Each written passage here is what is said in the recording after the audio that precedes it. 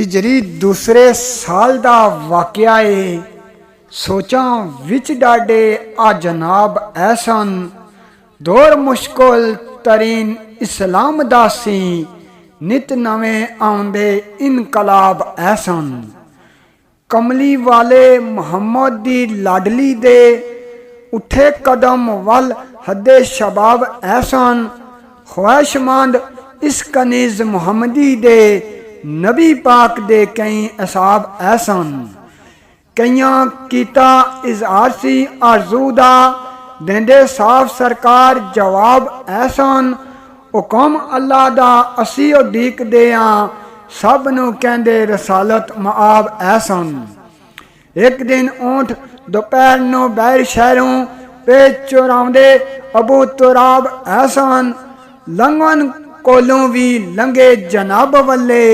आ जाउंदे उमर खिताब ऐसन बह के कोल ते शेरे खुदा ताई देंदे मशवरा नाल अदाब ऐसन बिनते नबी खातर क्यों नहीं अर्ज कर दे सुन के ओए खामोश जनाब ऐसन गमजदा हो गए ते विच अखां चढ़ के अशकां दे आए सलाब ऐसन आखां की कुछ शर्म नहीं कहने देंदी आखिर उमर नो देंदे जवाब ऐसन। अबू बकर सदीक नो गल सारी आके दस दे उमर शताब ऐसन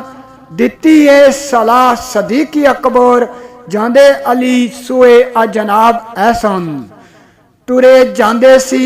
दरे हजूर वल्ले अखां विच हज़ारां एजाब ऐसन लरगोश पैरां दे विच आयादी सी खिचे शर्म ने कुल असाब ऐसन बने हुए तस्वीर ऐरानियां दी सरता पा अक्स इज़तराब ऐसन देंदे दस्तक जा दरे अजूरी उत्ते लेंदे सद अरबी आफ्ताब ऐसन अखां नेवियां थी बह के चुप करके गोया जिवें खामोश किताब ऐसन चुपचाप सैम वेख अली ताई पुछदे आमना दे महताब ऐसन पुछदे आमना दे महताब ऐसन।